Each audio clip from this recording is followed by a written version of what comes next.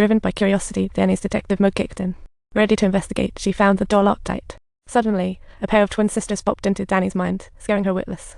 The scene shifts to the hotel lobby, where Jack is typing away like a madman, clearly struck with inspiration, only to have his creative flow interrupted by, "At this moment, it's all about you and me fighting, you and me breaking up, you and me splitting. Back then, it was about you coming back, got it?" Faced with Jack's bizarre behavior, his wife silently drifted away, like escaping a love river. Next morning, the hotel was snow-covered. Wendy and her son rolled in the snow joyfully. Jack stared blankly through glass, anger hinting in his eyes, thinking, why miss the snow party? As the blizzard intensified, Wendy noticed something odd with the hotel's landline. Thankfully, there was a wireless device in the manager's office, and the communication station below soon picked up her call. Wendy stated her request, but the man said the blizzard caused a system glitch, repairs impossible now. If you need more, call the comm station via this device. Wendy hung up. Danny upstairs was zooming around wildly on her car.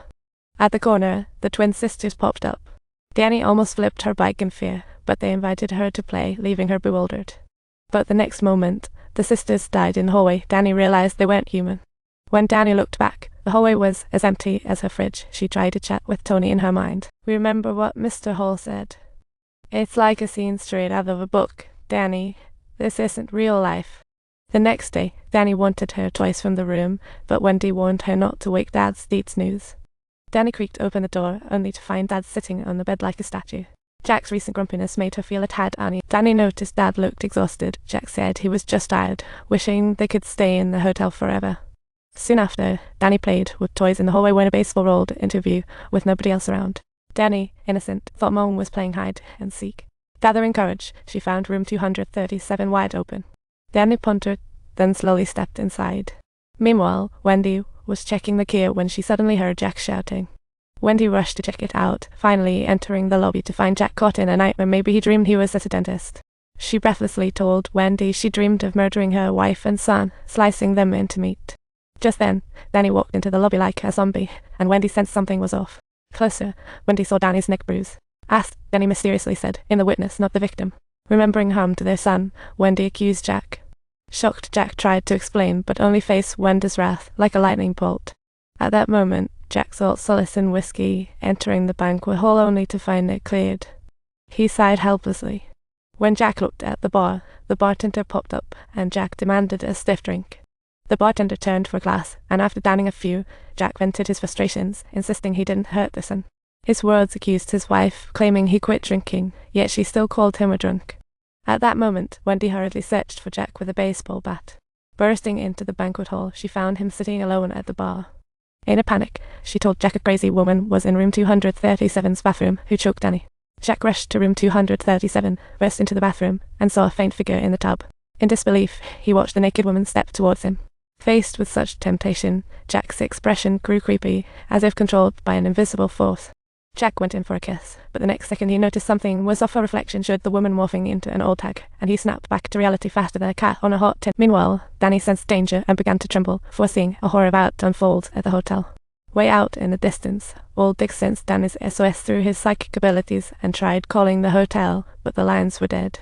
Jack stumbled out of room 237, pretending calm on returning to the bedroom.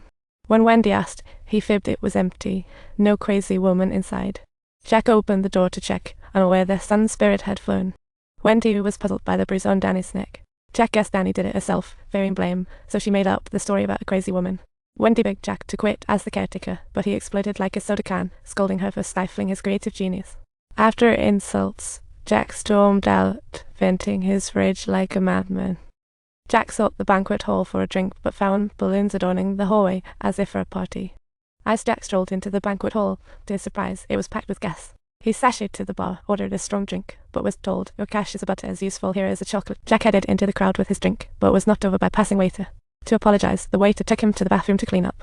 As they chatted, Jack recognized the guy. It was Charles, the winter caretaker from 1970. The one who whacked his wife and kids, then drank himself down the drain in the hotel. With his cover blown, Charles dropped. He told Jack Danny sought old Dick fire shining, and he must kill them all since the hotel was his eternal home. After hearing this, Jack felt haunted, completely entranced. Then he sabotaged the hotel's only communication device. Old Dick couldn't reach the hotel for a long time, so he flew over. The focus shifted to Wendy, plotting escape with her son when she heard noises from the bedroom. Danny was repeating a single word like a broken record when she told Wendy that her soul had left her body. Wendy, clutching her son, broke down in tears, utterly unable to bear life in this hotel of horrors. Wendy searched the lobby for Jack in vain. At the typewriter, she found the same line repeated, "Unbelievable." She finally realized Jack was mentally unstable. As Wendy panicked, Jack quietly snuck up behind her,